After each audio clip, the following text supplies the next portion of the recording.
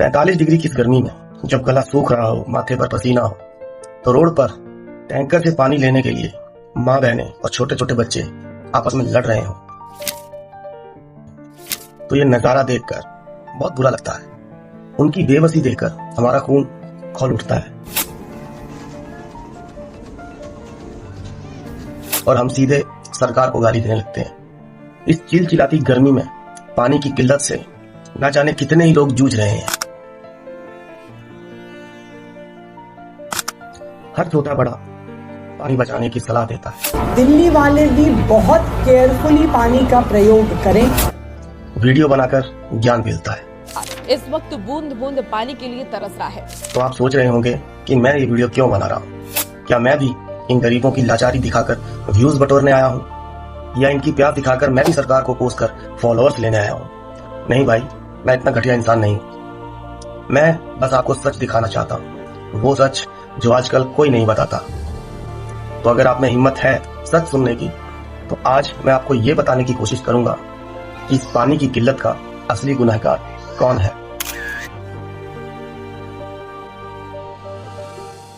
सरकार या हमारा खुद का लालच। हर राज्य, हर गांव, हर कस्बे, हर घर में पानी पहुंचाता है जल विभाग।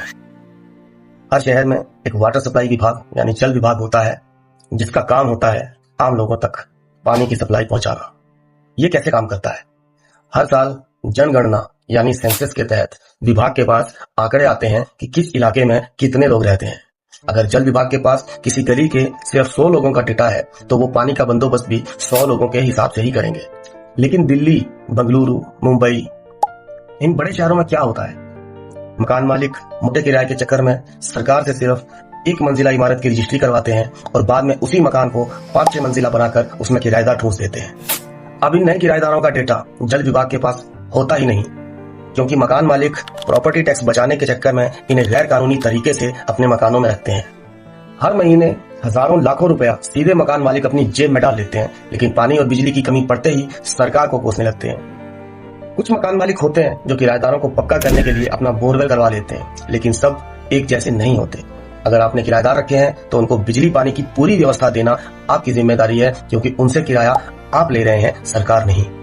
चलो इसे एक आसान से उदाहरण से समझाता हूँ। हम अक्सर देखते हैं कि ट्रेनों में जनरल डिब्बे सिर्फ 1 या 2 होते हैं। आपको क्या लगता है, क्या रेलवे नहीं चाहती कि उसके यात्री आराम से सफर कर सकें? लेकिन सच ये है कि लोग बिना टिकट यात्रा करते हैं। स्टेशन की टिकट खिड़की पर सिर्फ 100 टिकटें खरीदी जाती हैं, लेकिन डब्बों में सफर करने वाले लोग हजारों में होते हैं। तो ऐसी सिचुएशन में रेलवे को थोड़ी ना सपना आएगा कि आज डिब्बे में 1000 लोग जाने वाले हैं। रेलवे तो बिकी हुई टिकटों के हिसाब से सिर्फ 100 लोगों का ही इंतजाम करेगी ना। यही खास वजह है कि रेलवे हर गाड़ी के पीछे सिर्फ 1 या 2 जनरल डिब्बे लगाती है, और नतीजा उसमें बिना टिकट वाले हजारों लोग ठूस कर भर जाते हैं और सफर करते हैं। और मजे की बात देखिए, यही लोग उस डिब्बे के अंदर तंगी में खड़े होकर वीडियो बनाते हैं कि देखो सरकार को हमारी कोई चिंता नहीं है। अरे भाई, जब तुम खुद चोर हो तो सरकार से ईमानदारी की उम्मीद कैसे कर सकते हो? यही हाल हूबहू दिल्ली जैसे बड़े शहरों का भी है।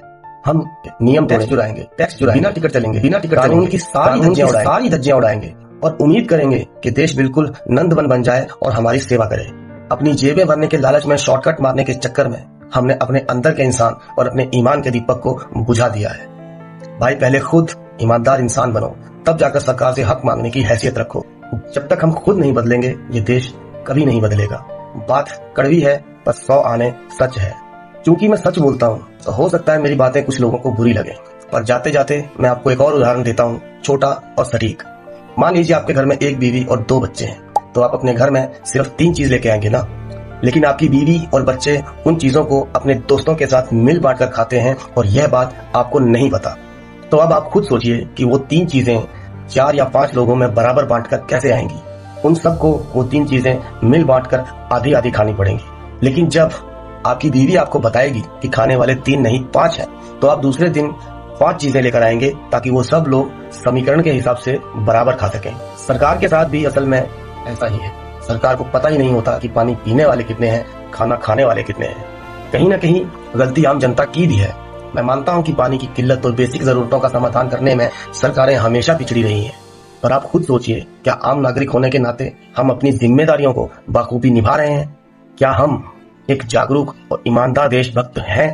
अपने दिल पर हाथ रखकर जवाब देना, मगर जवाब तार्किकता और सत्यता के साथ देना। और आपको अच्छा लगे या बुरा, पर मैं ऐसा कड़वा आईना रोज दिखाता रहूंगा। अगर आप में सच सुनने का जिगरा और हिम्मत बची हो तो ही मेरी सच की दुकान पर खरीदारी करने आना, वरना भीड़ तो बाजार में वैसे भी बहुत होती है। चोर नहीं, जिम्मेदार और जागरूक नागरिक बनो। जय हिंद।